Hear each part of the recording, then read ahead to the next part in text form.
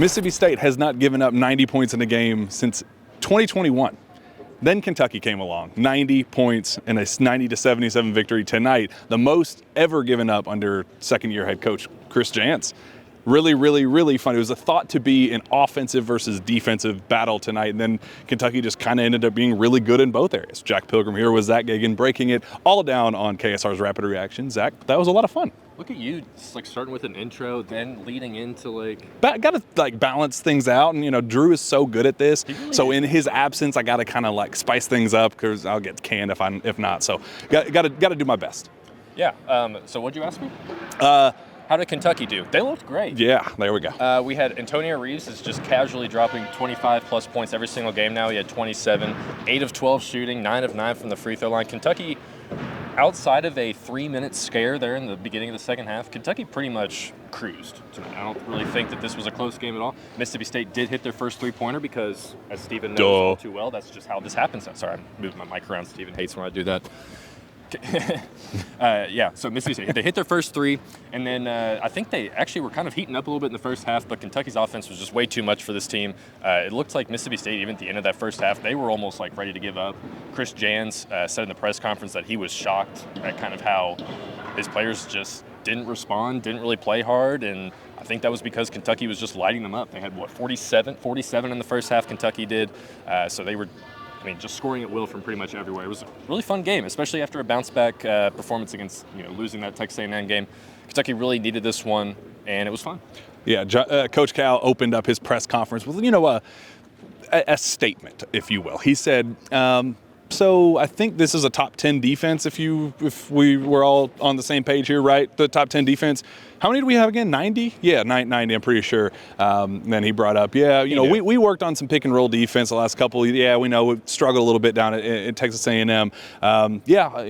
Offense or defense working pretty well too. And they told on themselves tonight. They said that I can now see that they can guard. So if you're not going to guard, I'm going to put your butt on the bench and find somebody else who is willing to guard. So, it's kind of one of those good news, bad news things where now we have seen this team at its best defending, and we can see when they go on allow a 16-2 run to open the second half, what happens then, and kind of giving up some late buckets to make the game closer than it actually was.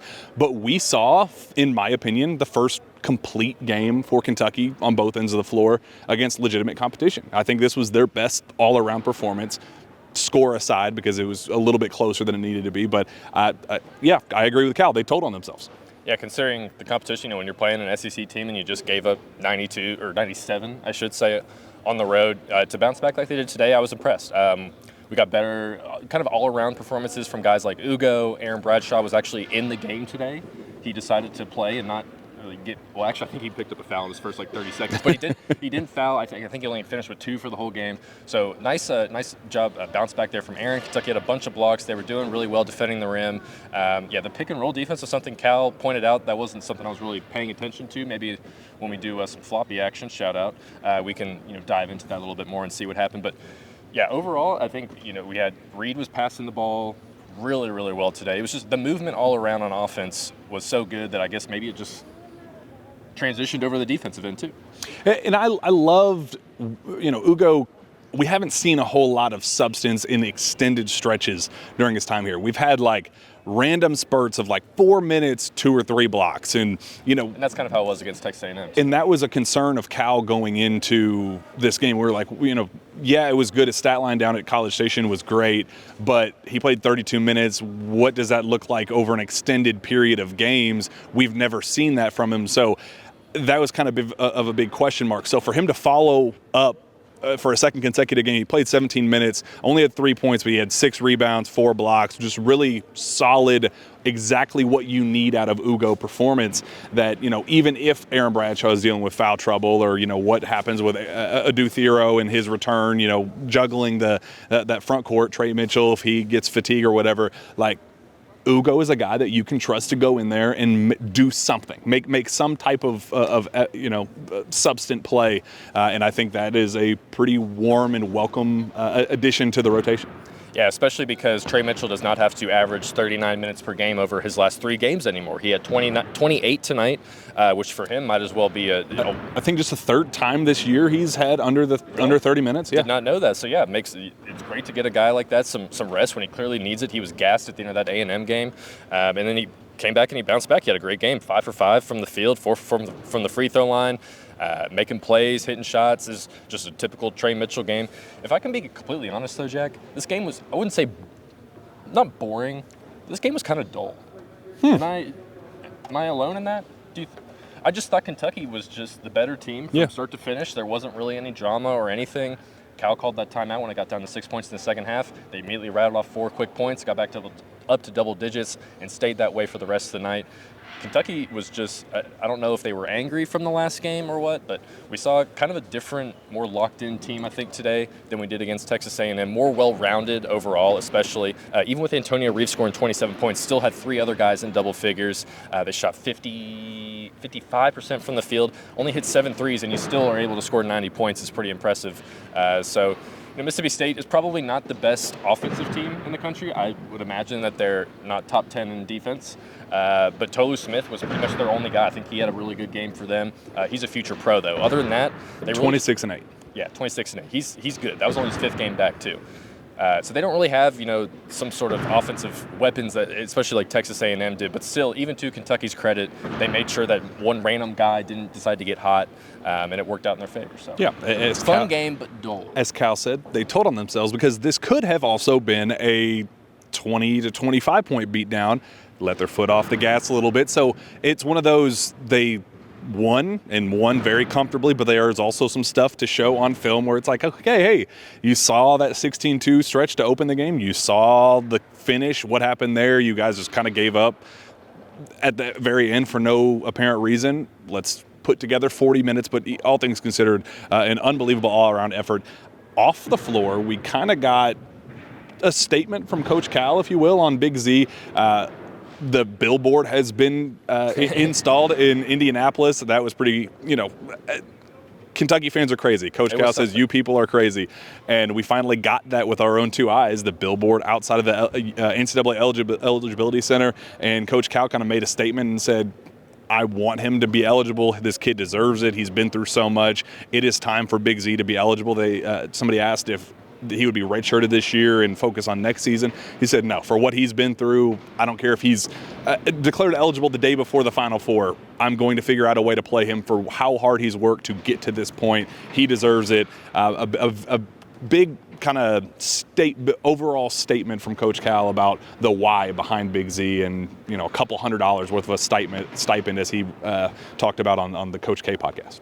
Well, I thought it was notable that Cal was pretty adamant that he wants to play Ivisic. Like, the moment he's eligible, he wants to try and get him in a game.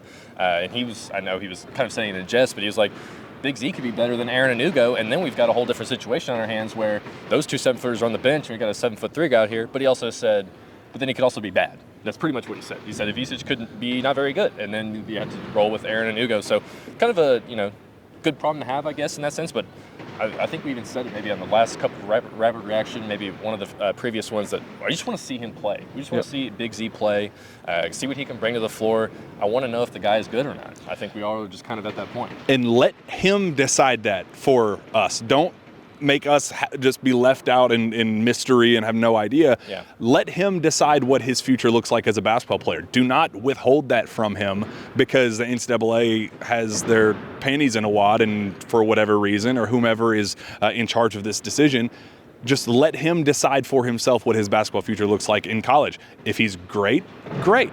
If he's bad, then so be it. We'll talk about what that means in the future. Just let him decide his future. It's not fair for him to, doing everything the right way, for him to be at this point now, officially halfway through the season, 16 games in, officially halfway through the season, and still no answer from the NCAA. Something's got to give, and I appreciate that Cal is very slowly but surely ramping up his the loudness behind his statements of it's time. It's time to make a statement. It's time to make a decision on Big Z. Whatever it is, yes or no, just make a decision, and we'll figure out if Big Z can actually play or not. 400th win at Kentucky for Cal. He didn't know it. He didn't know it. He didn't know it, he says. He says an opposing player from Mississippi State told him. I don't believe that either, to be honest with you.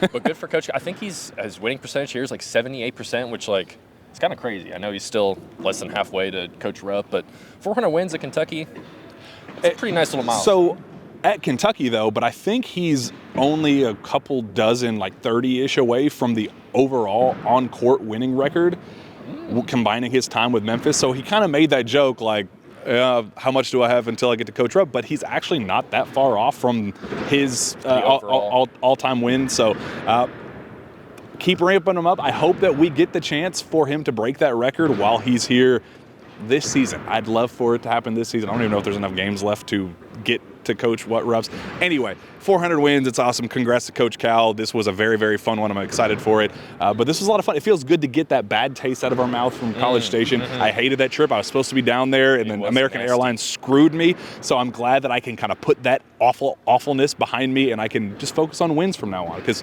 what's a little momentum? I think we started the year 2 wins, then loss, 4 wins and a loss, 6 wins and a loss. So let's go to 8 straight before we take our next. I think that'd be fun. Does that sound good? The math is mathing. Yeah. Sounds good with me. Jack Pilgrim, Zach Gagan, this has been a blast. We'll see you on Saturday against Georgia. Go Cats.